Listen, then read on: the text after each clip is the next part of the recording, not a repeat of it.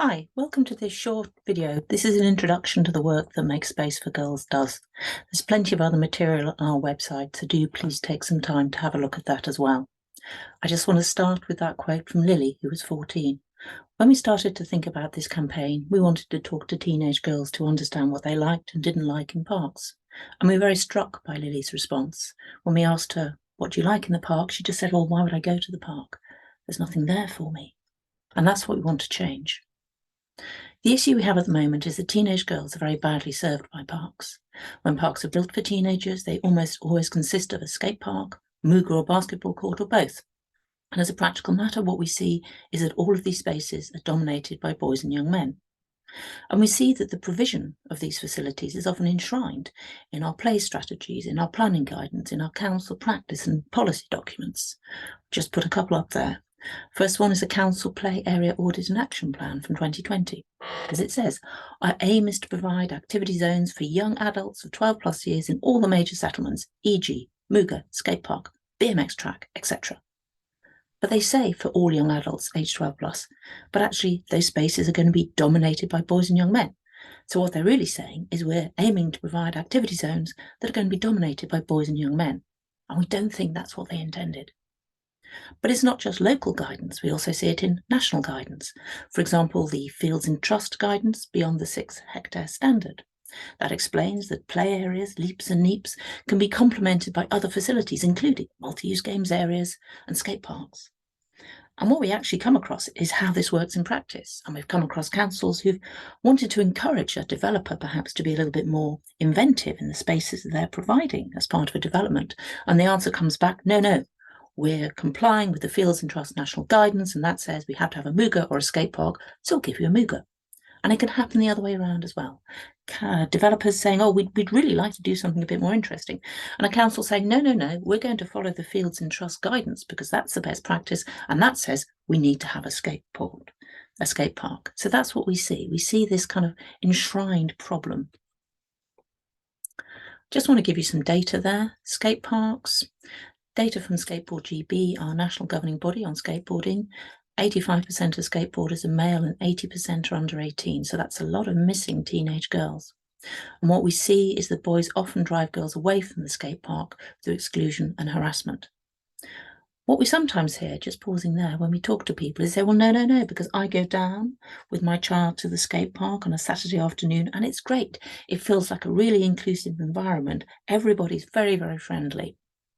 So how do we square that experience of skate parks with what the research is showing us, which is that boys often drive girls away through exclusion and harassment? Are they different skate parks, perhaps?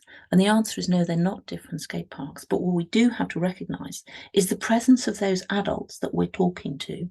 That presence actually acts as a great enforcer of equality and a great enforcer of better behaviour. Essentially, the abuse and harassment that girls experience on skate parks doesn't occur when the adults are there. And that's why it's so important that we listen to what teenage girls tell us about their experience on these facilities. And we don't, as adults, look from the outside and say, well, what we think is this. There's some really interesting research in the US. They put activity trackers onto teenagers and they found that living near a park makes it more likely that a teenage girl will do exercise, which is brilliant and something that we all want to happen. But living near a skate park actually lowered the amount of exercise taken. There was this peripheral effect. It wasn't just that the girls weren't using the skate park. They didn't want to use the space near the skate park either. And what about these multi-use games areas, these moogas? Hard surface play areas, they are used more by boys than girls. And there's research that's been done, not in the UK, but elsewhere, that shows that girls play more actively in a playground that doesn't have a mooga. Moogas are very open to territorialisation by boys. They take control of the mooga, and often we reinforce that as a society. Moogas are very prescriptive, they're fenced, they tell you what to do, they don't feel particularly safe. So why does all this matter? We've been installing skate parks and moogas all over the place for years and years and years. Why on earth should we change that now? We'd say there's really 4 things. First, fairness. Why shouldn't girls have facilities in parks that are designed to meet their needs? Second, health. We all know what inactivity does to people's physical and mental health. It's very damaging for it. Safety. We really believe that teenage girls should grow up believing they have a right to feel safe when they go outside, and safety is a huge barrier at the moment to girls using parks. And then finally, there is the law. There is the UN Convention on the Rights of the Child and Article 31, which enshrines the right to play up to the age of 18. Too often we find that play provision stops at 10, 12, or even in some cases 14, but actually the right to play applies to teenagers as well. And there's also the public sector equality duty, which I'll come back to in a couple of slides, but that's important for councils and other public bodies. I just want to talk about some data here. And one of the things I would say is this slide is particularly sort of information rich, but I don't apologise for that, because I think what we need to understand is if we look for the evidence, we find that the case in support of changing what we're doing is very, very strong. There was research done in the summer of 2021, and they found that only 20% of women and girls who used parks felt very comfortable in their chosen park.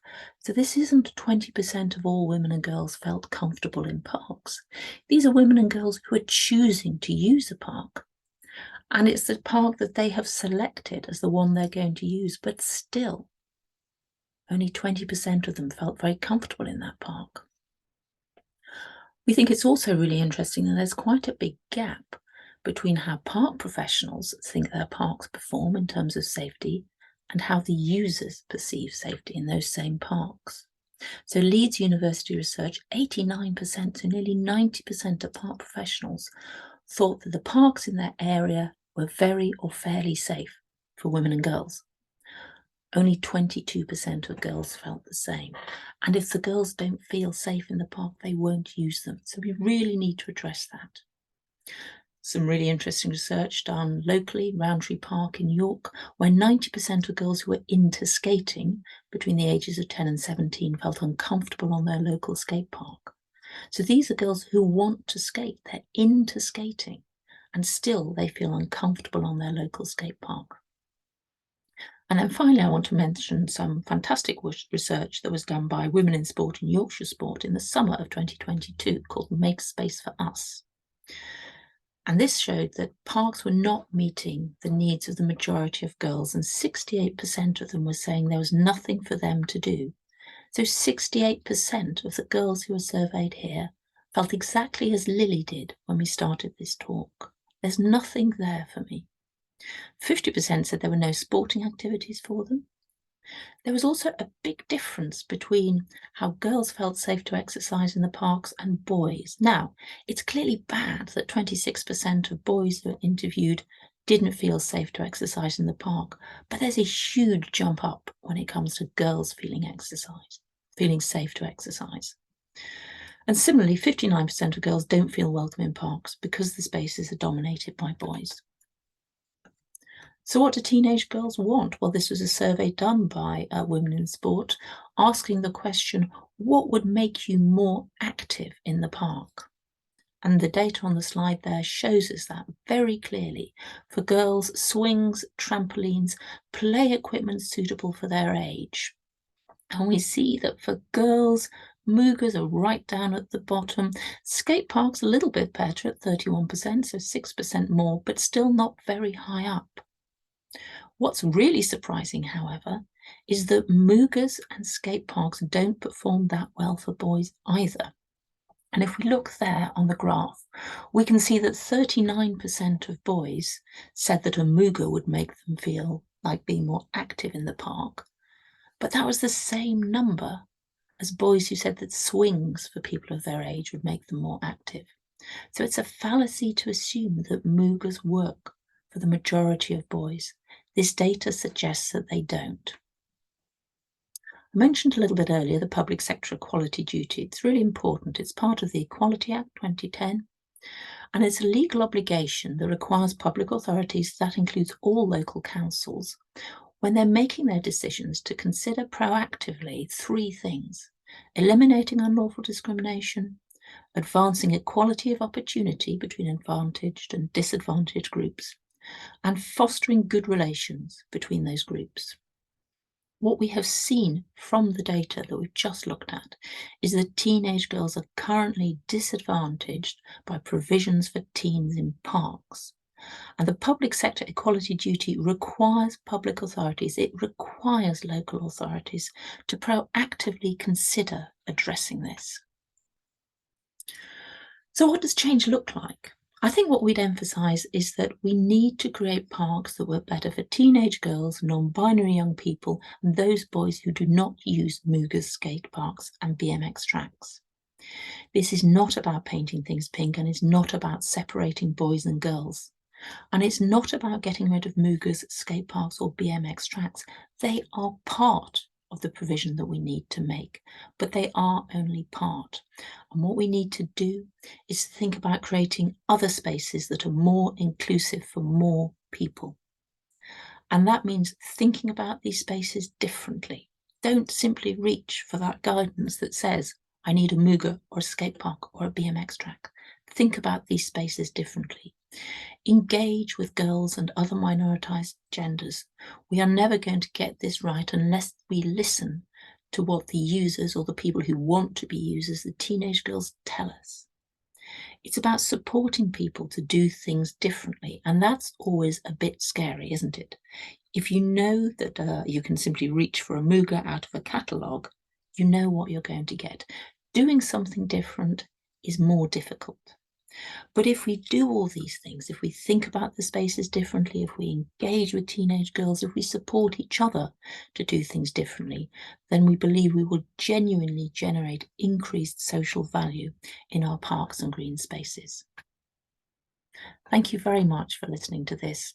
I hope you found it useful, and I hope you find other resources on our website that will take you into this subject in more detail. Thanks. Goodbye.